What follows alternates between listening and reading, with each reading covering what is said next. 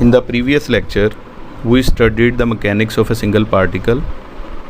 In that lecture, we stated and proved the conservation theorems for a single particle motion. Today, we discuss the system of particles and again state and prove the conservation theorems for system of particles. First of all, what is a system of particles? A system of particle is the combination of many particles having same type of motion.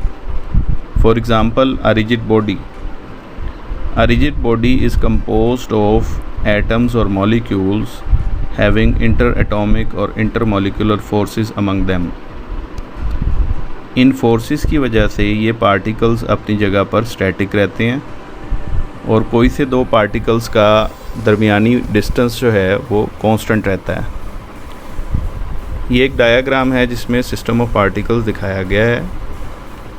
इसमें randomly कोई से दो particles i with mass mi और j with mass mj show किए गए हैं। मास mi का position vector ri है फ्रॉम ओरिजिन और मास mj का पोजीशन वेक्टर rj है फ्रॉम ओरिजिन। और आप देख सकते हैं कि इस सिस्टम ऑफ पार्टिकल का एक सेंटर ऑफ मास यहाँ शो किया गया। व्हाट इज सेंटर ऑफ मास? ये एक ऐसा पॉइंट होता है जिसके ऊपर पूरी बॉडी या सिस्टम ऑफ पार्टिकल्स का मास एक्ट करता है। सेंटर ऑफ मास का पोजीशन वेक्टर कैपिटल R से रिप्रेजेंट किया गया है और ये कैपिटल R कुछ इस एक्सप्रेशन से लिखा जाता है। इस एक्सप्रेशन को अगर आप देखें, वैसे तो ये एक स्टैटिस्टिकल एक्सप्रेशन है। This is the average of all position vectors Ri over the mass, और ये जो एवरेज है ये वेटेड एवरेज है ओवर द मास। तो ये एक एक्सप्रेशन है जिसको हम position vector of centre of mass कहते हैं।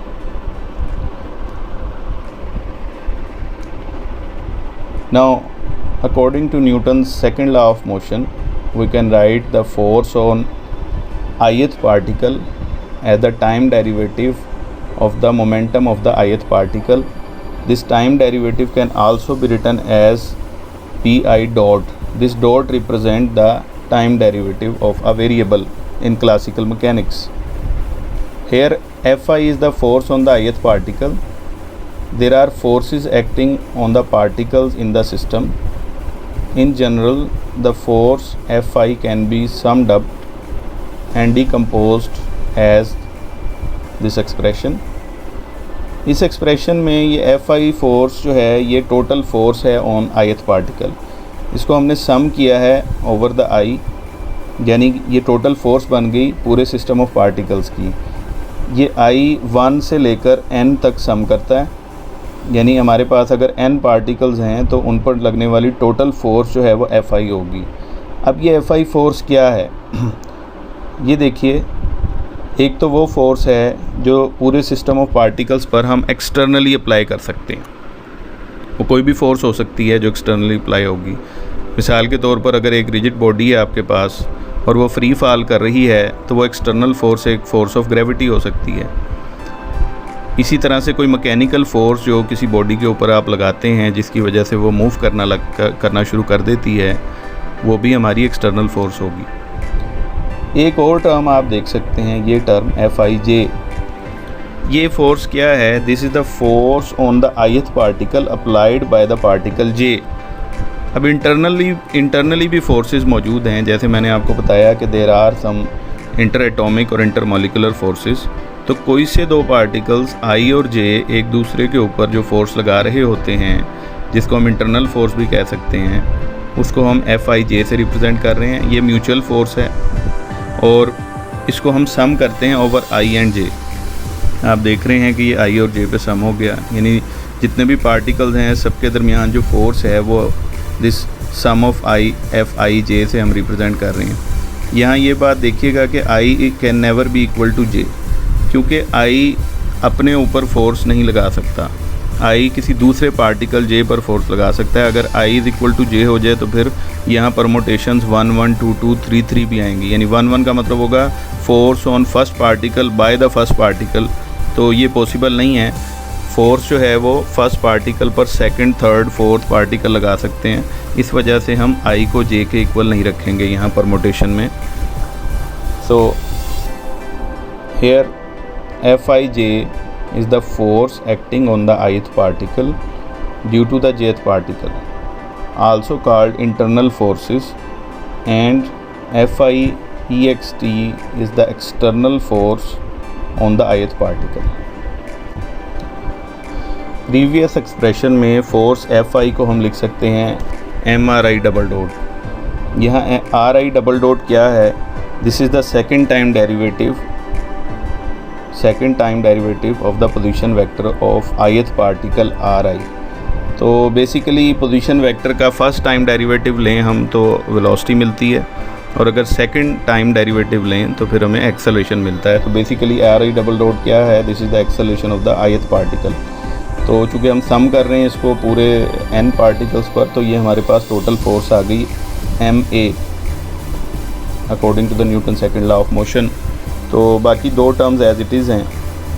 अब नेक्स्ट स्टेप में मैं ये कर रहा हूँ कि ये जो टर्म है, ये सिग्मा के साथ जो हमारे पास टर्म है FIJ, इसमें FIJ को मैं इस तरह से लिखता हूँ FIJ प्लस FJI।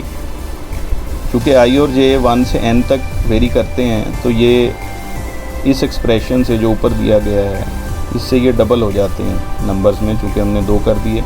तो इसलिए मैं 1/2 से मल्टीप्लाई करता हूँ इसको, ताकि टोटल नंबर ऑफ़ टर्म्स जो हैं वो सेम ही रहें।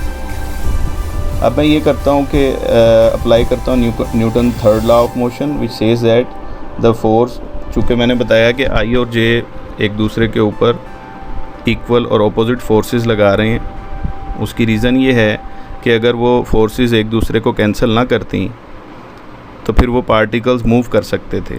चूँकि उनका सम कैंसिल करता है एक दूसरे को, इस वजह से वो इक्वल और अपोजिट फोर्सेस हैं, और हम लिख सकते हैं FIJ is equal to minus FJI। जब हम ये एक्सप्रेशन यहाँ पुट करेंगे सेकंड टर्म की जगह, तो हमें कुछ यूँ मिल, तो आप देख सकते हैं कि ये हमने यहाँ माइनस FIJ पुट किया FJI की जगह। तो ये दोनों टर्म सेम हो गई और इनका जो सम होगा वो ज़ीरो हो जाएगा, तो हमारे पास ये टर्म जो है वो ज़ीरो हो गई। तो जो टोटल फोर्स होती है सिस्टम ऑफ पार्टिकल पर, वो इक्वल होती है एक्सटर्नल फोर्स के, यानी इंटरनली कोई फोर्स मोशन का कॉज नहीं बनती। तो हमने ये प्रूफ किया कि इंटरनल जो फोर्सेस थी उनका सम जो है वो हमेशा ज़ीरो होता है as far as the cause of motion is concern. तो कॉज ऑफ मोशन जो है वो हमेशा क्या होगी? External force. तो ये जो FI एक्सटर्नल है, ये तो ith पार्टिकल पर लगने वाली फ़ोर्स थी। इसको सम किया तो ये पूरे सिस्टम ऑफ पार्टिकल पर लगने वाली फ़ोर्स थी। तो ये पूरे सिस्टम ऑफ पार्टिकल पर लगने वाली जो टोटल एक्सटर्नल फोर्स है, उसको हम कुछ यूँ लिखते हैं F एक्सटर्नल। तो हमने ये देखा कि net force on the system of particles is just equal to the external force on the system of particles,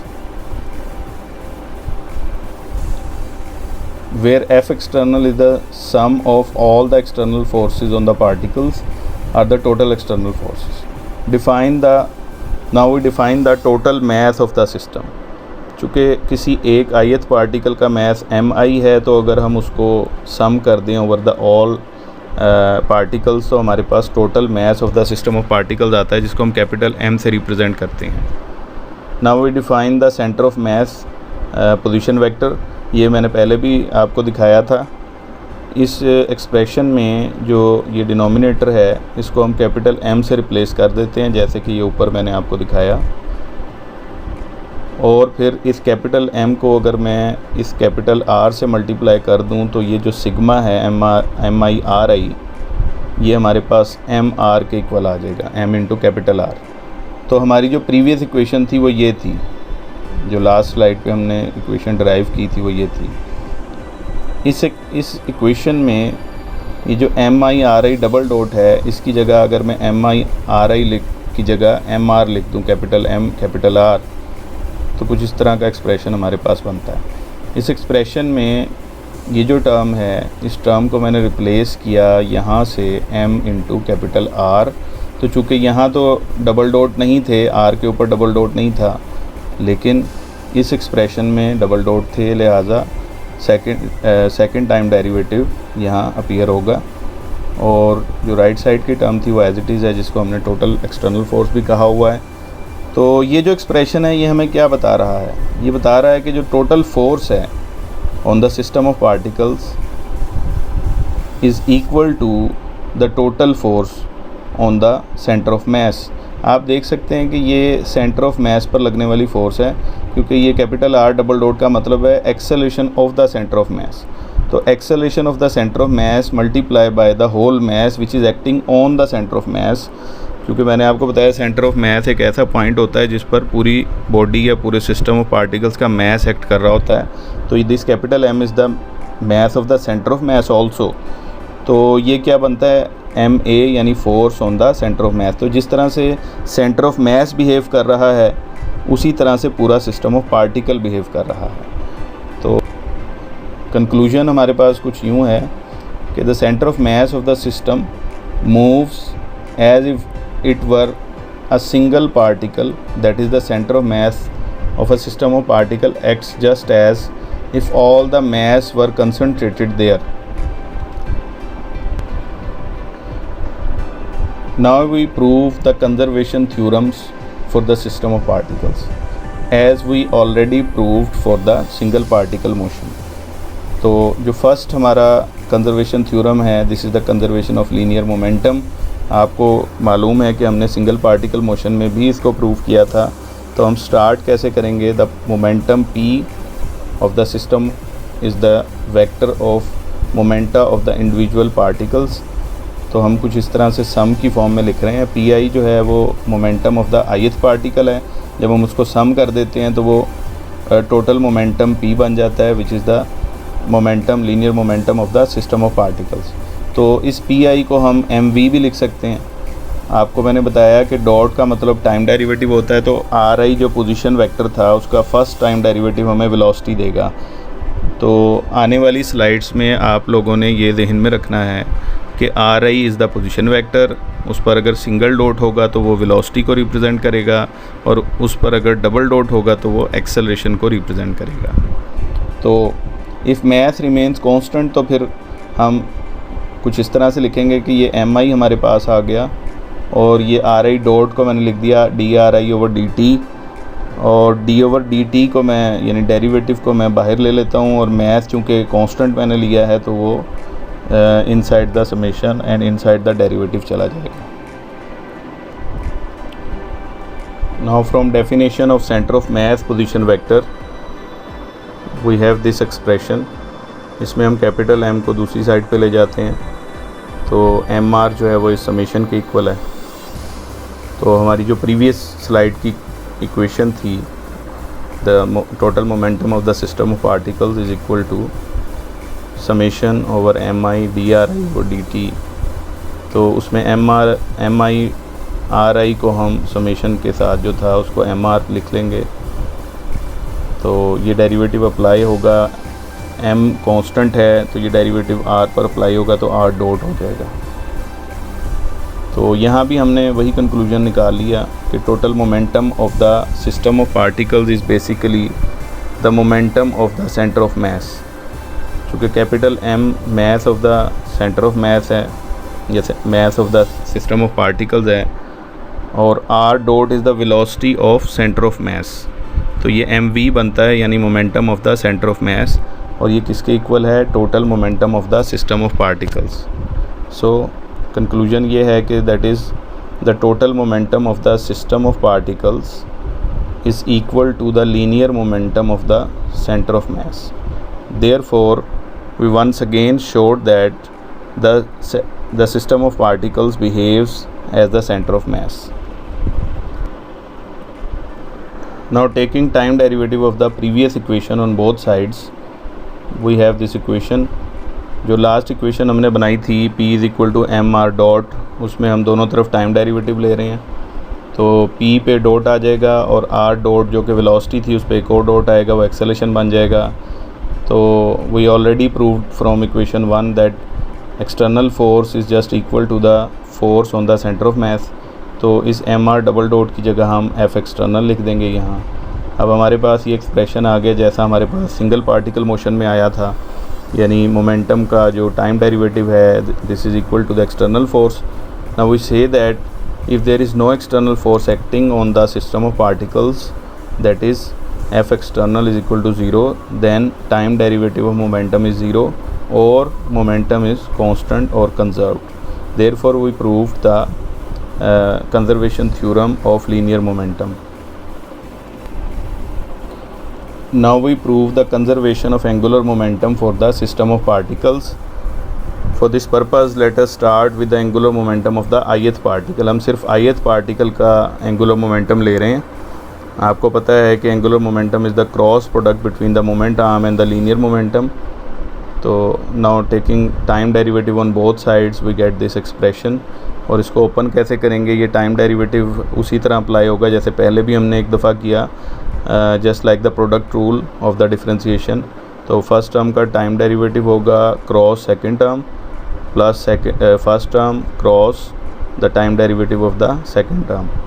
तो यहाँ आप देखें ये जो रेड मोमेंटम की टर्म मैंने लिखी है इसको मैंने mv लिख दिया और ये हमारे पास बन गया. बिल्कुल इसी तरह से ये जो time derivative of position vector है ये भी वेलोसिटी बन जाएगी हमारे पास. तो ये वेलोसिटी और mi/ri डॉट का क्रॉस प्रोडक्ट बन गया. यहाँ से जो mi है वो स्केलर है, इसको हम अलग से लिख लेते हैं यहाँ. तो ri dot cross ri dot is the cross product of the velocity with itself. तो ये self cross product become zero. तो हमारे पास जो time derivative of the angular momentum है वो ये सेकंड टर्म जो थी इसके इक्वल आ गया. नाउ बाय डेफिनेशन हमने ये पहले भी लिखा था, force on the ith particle is the equal to the external force plus internal force. तो यहाँ ये जो फोर्स है Fi इसको हम Newton second law of motion से टाइम डेरिवेटिव ऑफ मोमेंटम भी लिख सकते हैं.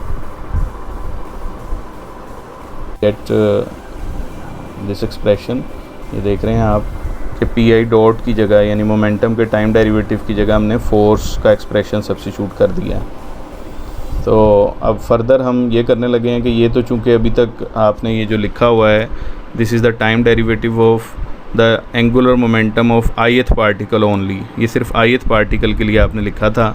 तो हम इसको सम करेंगे ओवर द ऑल पार्टिकल्स ताकि हमारे पास सिस्टम ऑफ पार्टिकल्स का एंगुलर मोमेंटम का टाइम डेरिवेटिव आ जाए.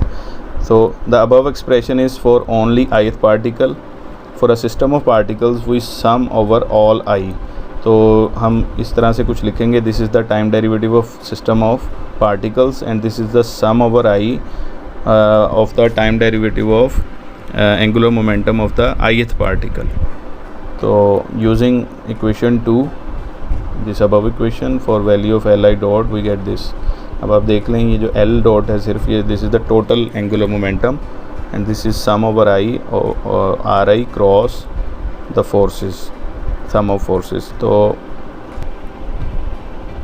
तो यहाँ हमने दोनों टर्म्स को सेपरेट कर लिया और जैसा कि हमें पता है कि the internal forces are zero, तो हम ये टर्म जो है यहाँ पर लिखी हुई दिस वन सेकंड टर्म इसको हम ज़ीरो कर देते हैं.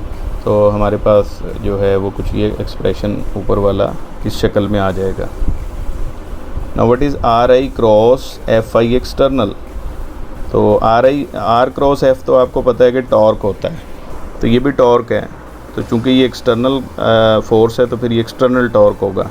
So this term defines the external torque on the ith particle which is Ni external.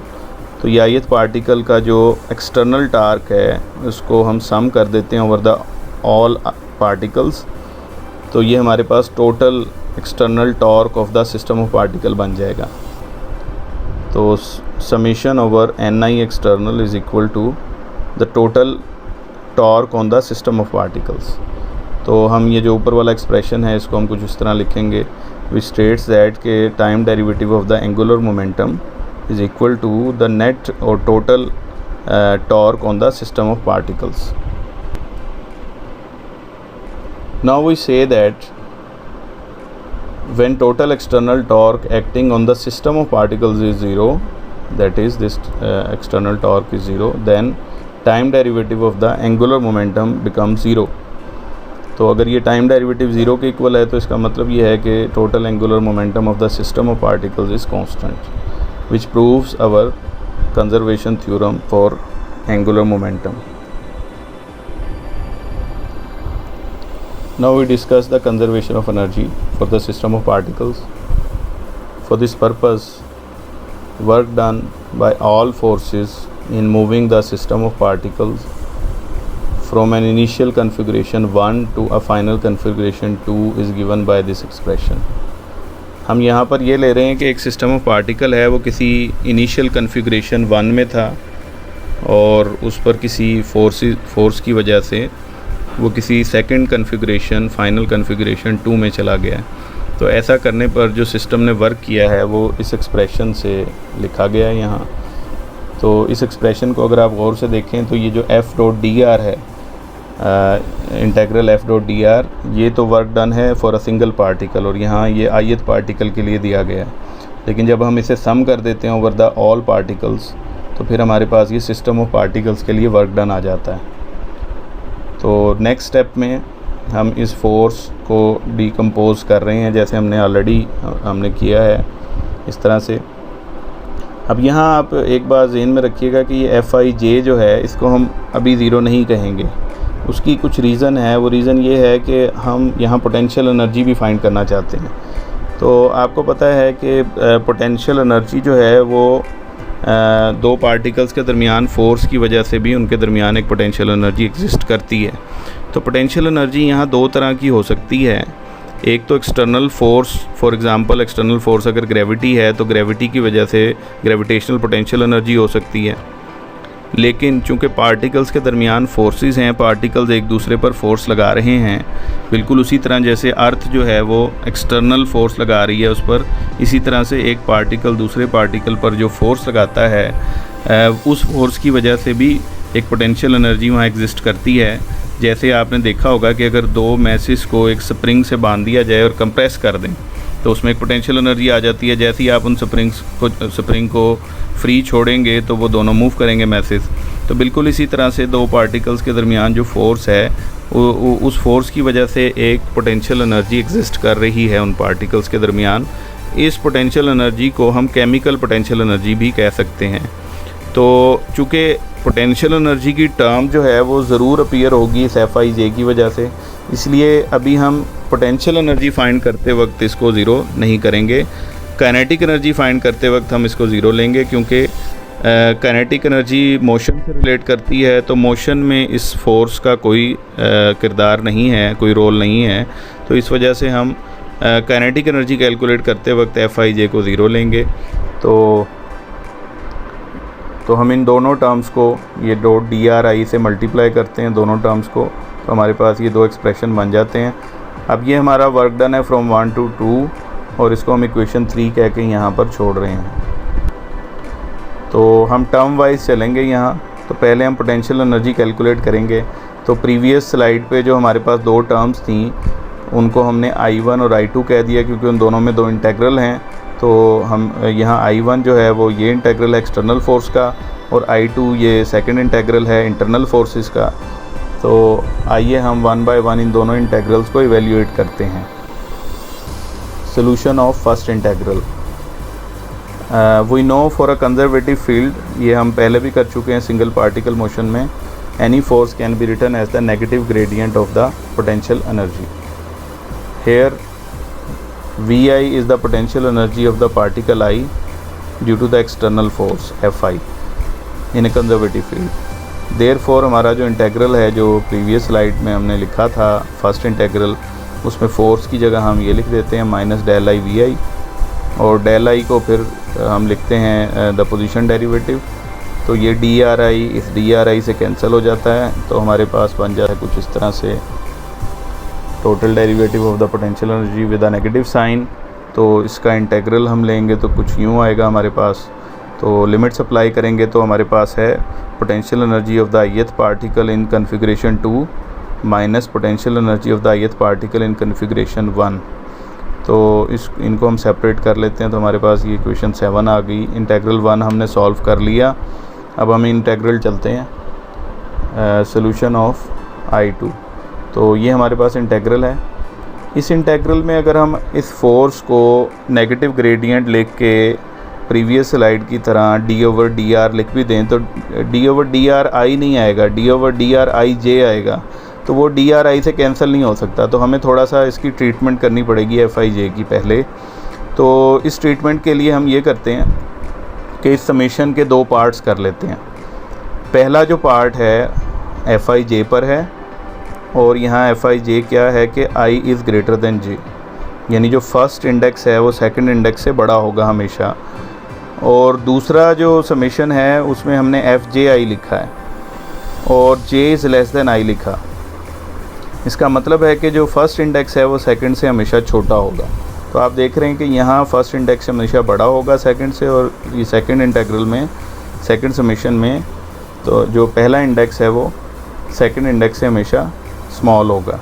इस बात को समझने के लिए मैंने आपके सामने ये कुछ परमोटेशंस रखी हैं। आप देख रहे हैं कि कोई भी जनरल जो परमोटेशन बनती हैं सेकंड दो इंडिसेस के लिए वो मैंने यहाँ लिख दी। तो चूँकि i can not be equal to j, तो 1 1 वाली टर्म तो नहीं मैं ले सकता, तो इसलिए मैं 1 2 1 3 1 4 एंड सो ऑन ले रहा हूँ। इसी तरह से 2 1 ले रहा हूँ, 2 2 मैं नहीं ले रहा, 2 2 इस वजह से नहीं ले रहा कि i can not be equal to j, तो मैं बाकी सब परमोटेशंस ले रहा हूँ 2 3 2 4 एंड सो ऑन। इसी तरह से 3 1 3 2 तो मैंने ली है, लेकिन 3 3 मैं नहीं ले सकता, 3 4 मैं ले रहा हूँ एंड सो ऑन। तो अब इसमें आप देखें कि जिसमें फ़र्स्ट इंडेक्स जो है वो सेकंड इंडेक्स से बड़ा है वो टर्म्स मैं लिख रहा हूँ। तो देखें ये तो नहीं है ना, ये तीनों में से कोई नहीं है। यहाँ ये फर्स्ट टर्म में देखें 2 इज़ ग्रेटर दैन 1 है, तो मैं ये यहाँ लिख लेता हूँ fij में। और इसी तरह से ये भी नहीं आएगा। आप यहाँ देखिए, यहाँ फर्स्ट इंडेक्स बड़ा है और सेकंड छोटा है, और इस सेकंड टर्म में भी, तो फिर मैंने इनको भी यहाँ लिख लिया एंड सो ऑन। यानी इस तरह की टर्म्स हम यहाँ से निकाल सकते हैं। तो इसी तरह से जहाँ j is less than i है लेकिन ये fji में है, अब ऊपर वाला fij था, ये fji है, तो इस fji में फ़र्स्ट इंडेक्स छोटा जो है वो हमने लिखना है। तो यहाँ से आप देखें जो रेड नहीं हुए हुए वो उसमें फ़र्स्ट इंडेक्स छोटा है सेकंड से, तो मैं 1 2 1 3 लिख देता हूँ। इसी तरह से ये 1 4 भी आएगा, इसी तरह 2 3 2 4 एंड सो ऑन लिख देता हूँ, और इसी तरह से यहाँ 3 4 आएगा एंड सो ऑन। तो इस तरह से हम ना ये जनरल जो परमोटेशन है सारी की सारी इनके दो हिस्से कर सकते हैं, दो पार्ट्स। एक पार्ट कुछ fij होगा जो इस कंडीशन में आएगा i is greater then j, और दूसरा पार्ट जो है वो fji होगा जो इस कन्फिग्रेशन के लिए आएगा, यानी j is less than i के लिए। तो इस मेथड्स से मैंने ये एक इंटेग्रल जो i और j पर था जिसमें i is not equal to j था, तो इसको दो हिस्सों में मैंने डिवाइड कर दिया, ये दो पार्ट्स में। तो अब इसको हम फर्दर हैं। अब ये प्रीवियस जो एक्सप्रेशन मैंने दो पार्ट्स में लिखा है इसमें मैं अप्लाई करता हूँ Newton second law of motion. तो आप देख रहे हैं कि fji जो था सेकंड वाला उसको मैंने fij लिख दिया, लेकिन एक नेगेटिव साइन भी यहाँ पर लिखा है। तो ऐसा करने से fij और ये fij ये इंटेग्रल के साथ मेरे पास ही कॉमन आ जाते हैं, और इनसाइड द जो इंटेग्रल है वो डॉट dri और drj थे तो वो इस तरह सब्ट्रैक्शन में आ जाते हैं। तो ये मेरे पास है, और आप ये कंडीशन भी देख लें, ये सेम कंडीशन है, i is greater then j, ये भी i is greater then j ही है, तो ये मैंने लिख दिया यहाँ। अब आप ये फिगर देखिए, ये फिगर हम पहले भी देख चुके हैं, इसमें सिर्फ एक चेंज है कि ये ri और rj का जो डिफरेंस वेक्टर है rij, इसको मैंने यहाँ पर डिफ़ाइन किया। तो चूँकि हमारे पास यहाँ पर एक डिफरेंस आ रहा था इस वजह से मैंने ये डायग्राम बनाई। तो आप देखें ये ri माइनस rj जो है वो rij के इक्वल है, by head to tail rule आप इस पर अप्लाई करेंगे तो ये आ जाएगा। तो हम इसे डिफरेंशियल फॉर्म में भी लिख सकते हैं। तो अब देखें drij is a subtraction of dri and drj, जो हमारे पास ये अबव इंटेग्रल में था, इस सब्ट्रैक्शन की जगह हम क्या लिखेंगे, ये एक सिंगल वेक्टर drij। तो हमारे पास कुछ इस तरह का इंटेग्रल आ जाएगा। आप देख रहे हैं इंटेग्रल में वो जो सब्ट्रैक्शन थी उसकी जगह drij आ गया। तो अब आप देखें ये पूरा एक्सप्रेशन, इसमें fij है और drij है, जैसे मैंने स्टार्ट में कहा था। अब हम fij को negative gradient of the potential energy between the two particles लिख सकते हैं। तो now I write F I J force between I and J is equal to negative gradient of the potential energy between I and J. तो या फिर हम इसको del को हम डी ओवर डी आर भी लिखते हैं, तो फिर ये इस तरह से आ जाएगा। ये सब्स्टिट्यूट करेंगे हम एफ आई जे की जगह इस इंटेग्रल में, तो हमारे पास कुछ इस तरह का एक्सप्रेशन बनता है। तो यहाँ अब आप देखिए कि ये डी आर आई जे इस डी आर आई जे से कैंसिल हो जाएगा।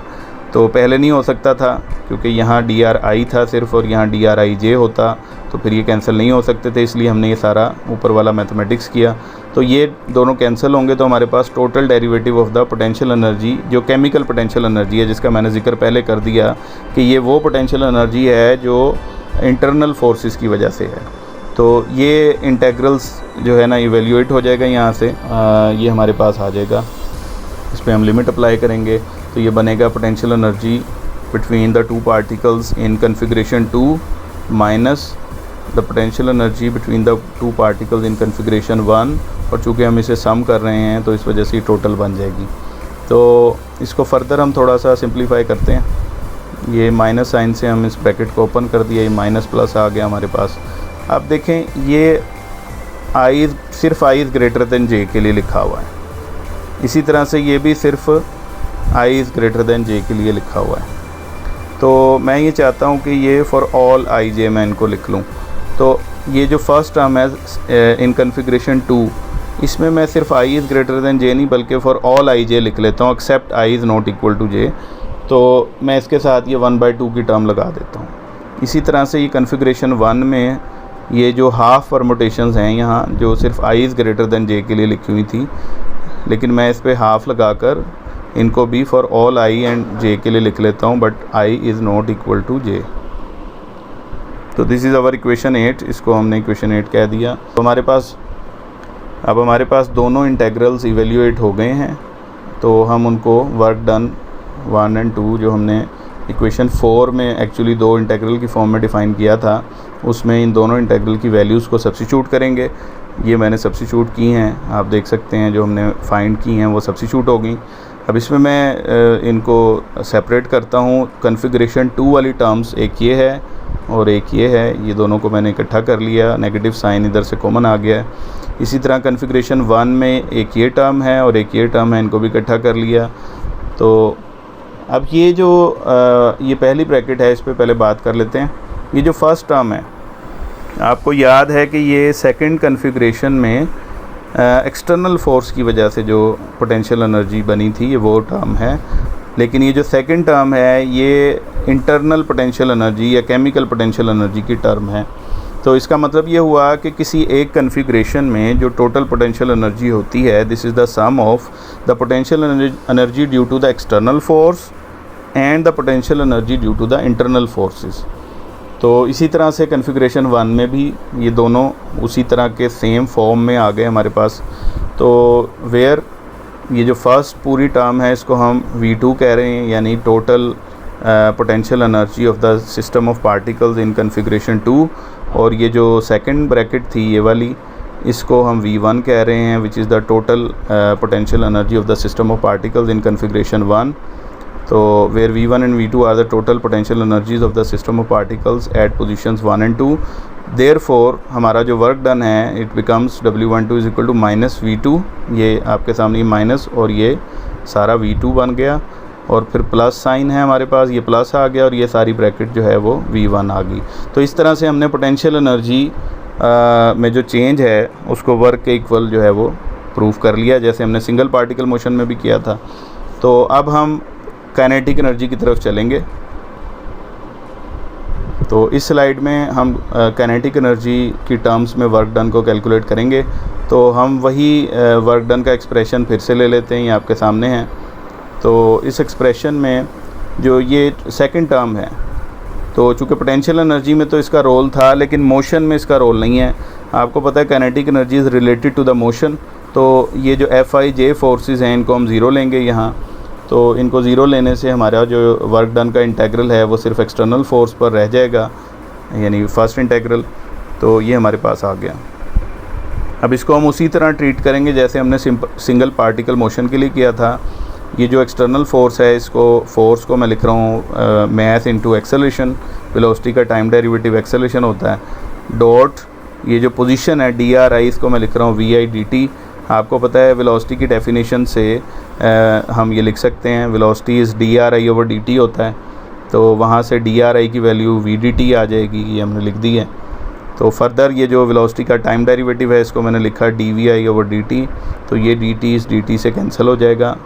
तो हमारे पास जो है वर्क डन क्या आ गया, mi dVI/vi। चूँकि dVi और vi सेम डायरेक्शन में है तो ये डॉट ख़त्म हो जाएगा, यहाँ से हमारे पास ये आ गया mass is scalar and constant, इसको हमने बाहर लिख लिया। तो vi dVi का जो इंटेग्रल है वो बाय पावर रूल vi²/2 आएगा, तो ये vi²/2। तो इस पर हम लिमिट्स अप्लाई करेंगे। अब लिमिट्स अप्लाई करेंगे तो हमारे पास ये फर्स्ट टर्म जो है this is the kinetic energy of the system of particle in the configuration 2 आ जाएगी, और ये सेकंड टर्म जो है this is the kinetic energy of the system of particle in configuration 1 आ जाएगी। तो इस तरह से हमने वर्क डन, वही वर्क डन जो पहले भी लिखा था उसको हमने डिफरेंस ऑफ पोटेंशियल एनर्जी की फॉर्म में यहाँ इक्वेशन 10 में लिख लिया। यहाँ T2 और T1 जो हैं ये ऊपर एक्सप्रेशन से हम लिख सकते हैं। T1 and T2 are the kinetic energies of the system of particles at position 1 and 2। अब एट द एंड हम ये करेंगे कि री राइटिंग इक्वेशन 9 and 10। आपको याद है कि 9 में हमने वर्क डन को difference of potential energy prove किया था, और 10 में हमने वर्क डन को डिफरेंस ऑफ काइनेटिक एनर्जीज़ के इक्वल प्रूव किया था। इनको हमने लिखा है ये दोबारा से। इन दोनों इक्वेशंस को हम कंपेयर करते हैं, कंपैरिजन से हमारे पास ये आ जाती है इक्वेशन। इसको रीअरेंज करेंगे हम थोड़ा सा, और रीअरेंज करके हमारे पास ये एक्सप्रेशन है। ये उसी तरह का एक्सप्रेशन है जैसा सिंगल पार्टिकल मोशन में भी था।